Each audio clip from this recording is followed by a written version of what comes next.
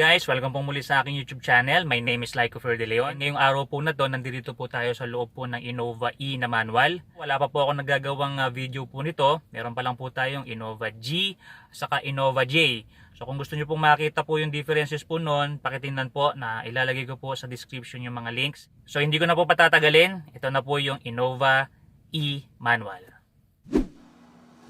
Ang kulay ng Innova na ito ay black mica. Ang displacement ng Innova E ay 2,755cc at ang maximum output ay 165 horsepower by 3,400 rpm. Ang maximum torque ay 343 Nm by 1,200 to 3,400 rpm. Ang fuel system ng Innova E ay direct injector common rail at ang emission standard ay Euro 4.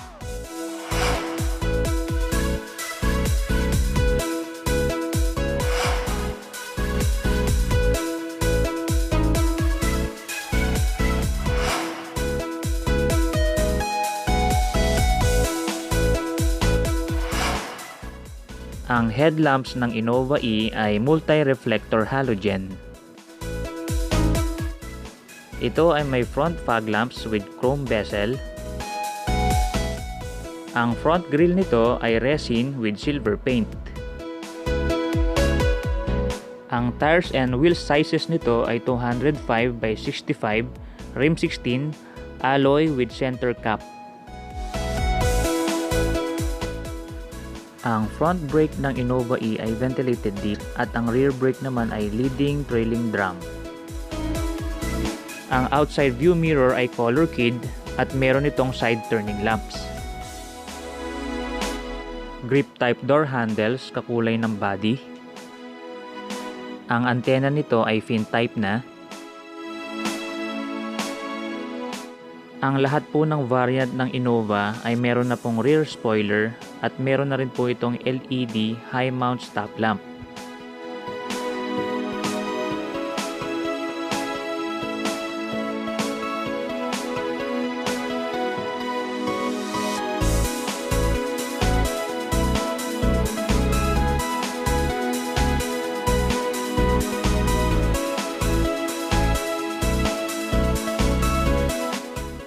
Ang engine model ng Innova E ay 1GD FTV.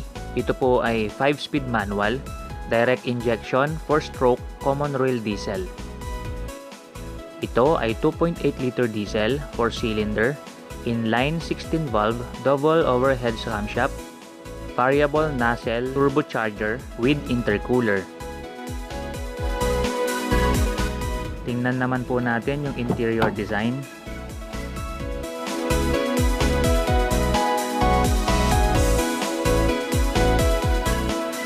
Ito yung controls para sa power window, power door lock, power side view mirror.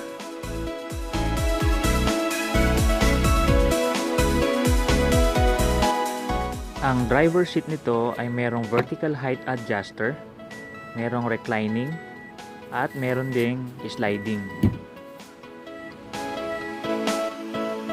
Fabric seats.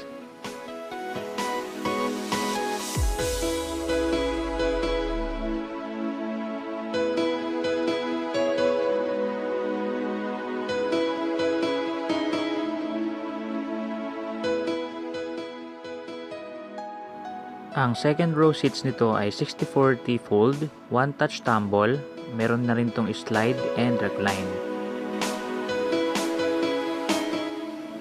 Dito sa bandang ibaba po ng steering wheel nakalagay yung hood and gas tank lever.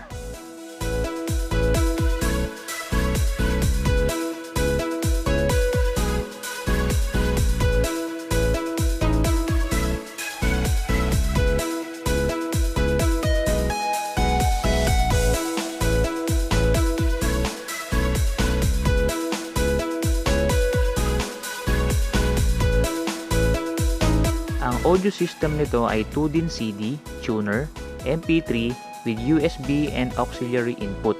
Ang speakers naman nito ay 6. Meron din po itong Bluetooth function.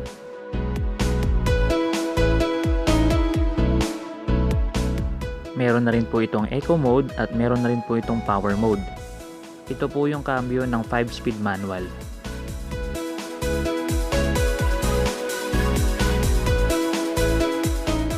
Ito naman po yung area kung saan yung cool box. Pwede po kayo magpalamig ng inyong mga inumin. Ang steering wheel nito ay pwedeng i-tilt and telescopic adjustable.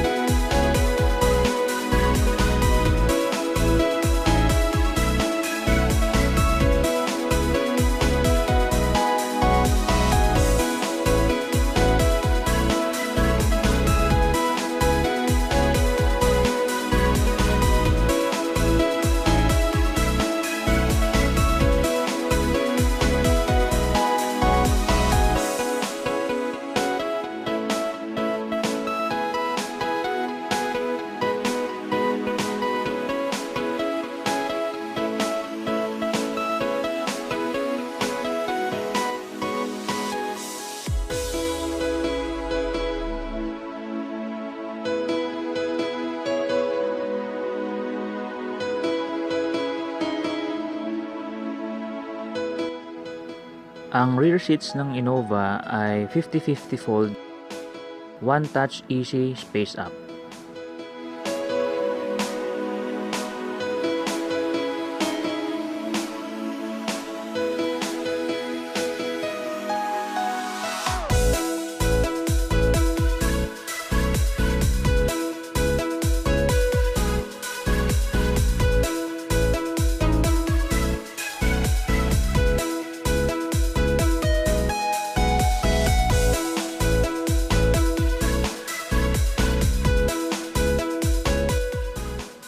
Ito naman po yung tools and jack compartment.